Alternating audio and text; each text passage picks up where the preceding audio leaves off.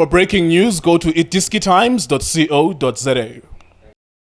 Itiski TV, powered by World Sports Betting, itiskitimes.co.za. Polokwane City 0, Mamelodi Sundowns 1. Umdlalo weBetway Premiership. Mamelodi Sundowns and also Polokwane City, they were playing their game in hand.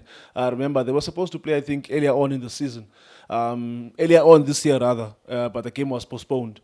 Now they had to play namhlanje. They are also playing again over the weekend on Sunday at 3 p.m. at Loftus Stadium.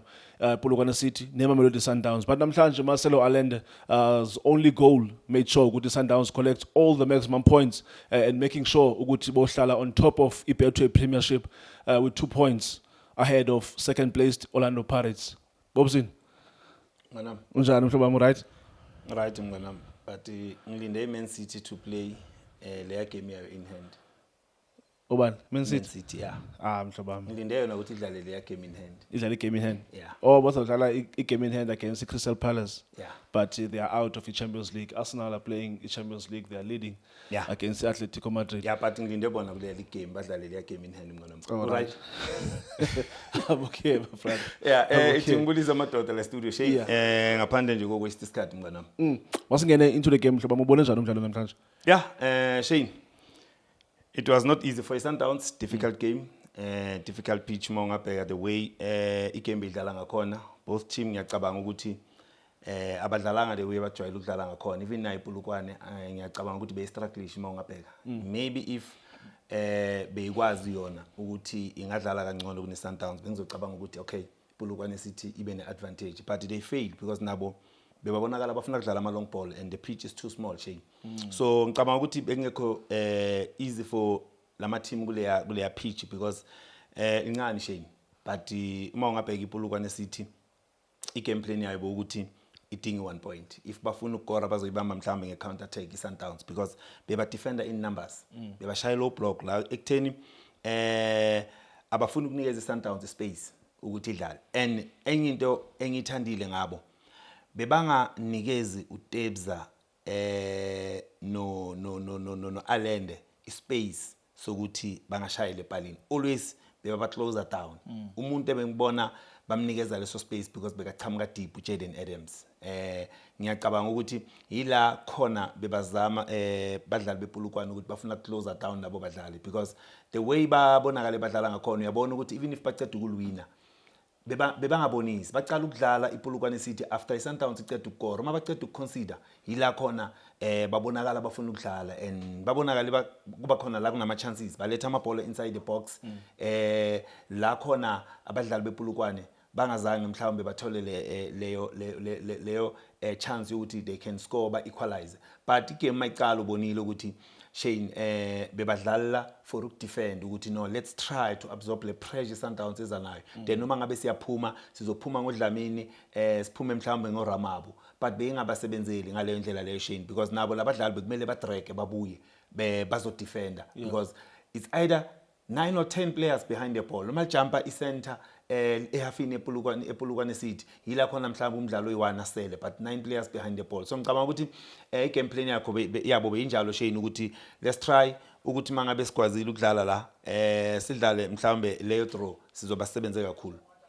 Ubungaqala uzodlala kweso stadium Bobzin. Remember first leg I think you played against Magesi at the stadium and you won umdlalo namhlanje. You think mhlawumbe Londo also might have said, okay, Klambo Card also in the changing room said, okay, even though they took us from at the old Peter Mokaba Stadium, we've played here guys before and we've won. You think Klambo Londo psychologically might have worked in favor of Sundowns, saying, no, we've played there before and won a game against Marcus. Yeah, I think Shane, iyabasebenzela because uma ungabheka kulama pre-season mhlawumbe leyo 2-3 weeks oyitholile or 4 weeks ku pre-season. Uyibheke ukuthi benzani baya kuyodlala nama team mhlamba afana nalabo bayadlala nabo Tuks badlala kulama pitch amancane ukuthi bayibhekile ifixture yokuthi siyohlangabezana nama team asebenzisa lama pitch afana nalawo so kumele sijwayele mhlawumbe leyo pitch ukuthi sidlale nakuMagesi they scored nge second half because first half bekubenzima for bona kule game eMagesi ukuthi bangascora but kunenye into engithande ngoCardoso nabalingani bakhe Shane. I think their lineup is Sundowns. Itchela something. Uma ungabheka, iSundowns idlala without ama winger. ama space kulama winger bewasebenzisa ile ama wing back uObri noKhuliso so ukuletha uJaden no Allende no Tebs bafunile ukudlala mhlawumbe ngalama long ball but beliphumela ngaphandle most of the time and to bring two strikers uShasha no Reynas I think into enza ukuthi ufuna more defenders eboxini so that bakwazi ukuthi makabe baba more kuma defender le midfield yakhe ikwazi ukudlala because kumele babe concern ngobani ngalama striker weMamelodi Sundowns so ngicabanga ukuthi first lineup yakhe imsebenzele mina uCardoso the way ngimbone ngakhona Shane because udinga abadlali abazodlala ibhola la awusadingi abadlali ukuthi kumele ukuthi always uye wide abo Matthews obaletha ngesapha kazange abalethe kule lineup yakhe because kule first 11 because wazile ukuthi ngidlale wide sometimes ilaba ngifuna khona because abadlali bePulukwane City bafuna ukuvala honke lama space ukuthi iSundowns ingakwazi ukudlala kulawo ama space so yena the way ngimbone arida igame yakhe ngakhona Shane ngicabanga ukuthi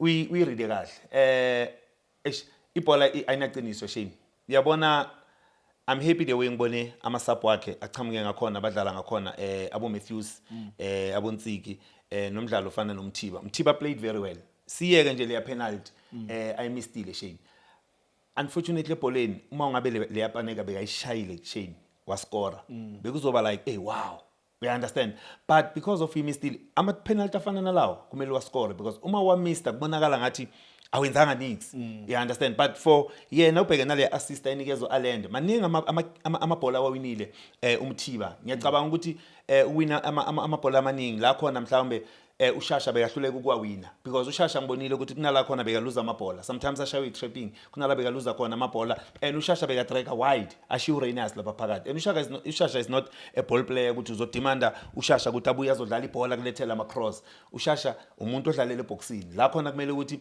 ukwazi ukuthi kuba nama second ball kuba nama tap in so ngicabanga ukuthi isap yakhe ukudonsa uShasha alethe uMthiba imsebenzele because bonile uMthiba ukuthi kunala khona fika shield ibhola khona anikezwe Allende scored so ngicabanga ukuthi bayithole right chain if mhlawumbe ngabe kube idraw yila khona bekuzoba nama question because uyazi ukuthi sometimes isinokuthi silibuke ngama results if ama results angasinikanga kahle siyakhohlwa ngalokuningi so for uMthiba to miss le penalty ngiyacabanga ukuthi bekazothola iconfidence ngiyacabanga ukuthi into abayibhekile nabo ukuthi let him score le penalty so that the confidence yakhe ibuye because as a striker if you're not scoring i-confidence chain awubi nayo.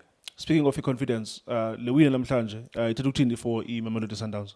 Yeah, Shane ngakutshela ngikhuluma ngeyoyo mngani wami ukuthi lapha phezulu sibona iyoyo so for iSundowns ukuwina le game ekusho kona ukuthi at least ipressure yehlile babuya kuma draw out 4 points gone if namhlanje beba drawile 6 points bekumele ihambile and le 6 points kusho ukuthi unama lose out 2 so ukuwina kwabo namhlanje Shane kubanikeza lelo themba lokuthi if bangawina the 4 remaining games then by defend le league title so kusezandleni zabo ukuthi bona bayawina wonke ama game wabo ngapha iOrlando Pirates yoba irely kwamanye ama team ukuthi abazama ukuthi babambe iSundowns idrop but for iSundowns now ngiyacabanga ukuthi bazifakile kule pressure Shane ukudraw lama game awu 2 so kumele bazikhiphe bona kule pressure bakuyo khumbula ukuthi kumele bayidlala nefinal yeCAF Champions League sekunzima now because coach Cardoso kumele alethe ifirst team la khona mhlambe some of the players bengicabanga ukuthi uzoba rest I'm surprised ukubona uKekana ngadlali kulama game while ana red card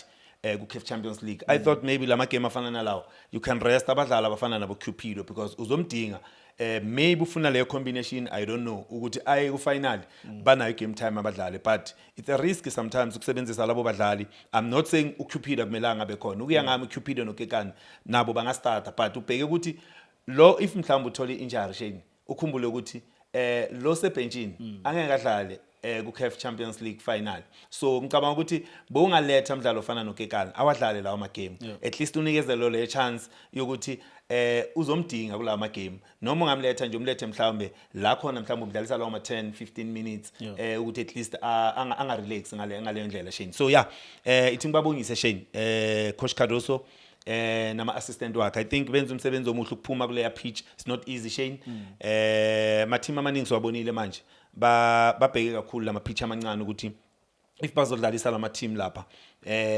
bazokwazi ukuthi at least bangaphuma ne1 point uyazi ukuthi makuye emhlathuzi kuba njani so namanje lapha kulama ground afana nalawo uyabona ukuthi kubanzima for lama team ukuthi they can collect a maximum point Shane.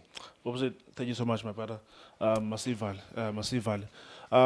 Yule gama lesi stadium. Sishego. Hey. Sishego I Stadium. don't know. It's a stadium. There's old Peter Mokaba. But there's when Sishego. ngathi bakuyisa e-New Peter Mkaba Shane. Ubani? I-Pirates yodlala e-New Peter Mkaba neMagezi. Imagine iMagezi ihostela kuphi eSishego, but now when they play Pirates bayasuka beza kuphi e-New Peter Mkaba. Okay, tell me, Bobzin. Imagesi, their last big game, bebedlala nantoni? The last big game. Yeah, iMagesi. Yeah. Angisakhumbuli Shane. They lost Chiefs. Bebedlala lapha mhlobo. Bebadlala khona lapha hayi angisakhumbuli bebadlala New Stadium Shane. New Peter Mkaba Stadium Shane. Uyazi kulama team afana nawe neChiefs. Uyazi njani? Kufana nokuthatha ikati ubeka ibisi nenyama. Kunzima for bona because bafuna ukuthi benze imali ngemali yamathikiti because we have numbers. Chiefs have numbers. So mina njenge Sundowns u57 akunasidingo sokuthi bangathi bamisa eNew Peter Mkaba su57. Bangamani basithathe basimikise lapha eSishego Shane. Ngicela sivale mina. Thank you so much, Bobzin. It's Polokwane City, nil. Sishego Stadium, Mamelodi Sundowns 1. Thank you so much for watching Itiski TV. Hola bafethu, this is Junior Kanye. Please subscribe to Itiski TV. This is Bongane Benedict Villagazi, they call me so. Niyazi bafethu, Amakhosi for life, they are back in winning ways. Please, siyacela ukuthi subscribe Itiski TV.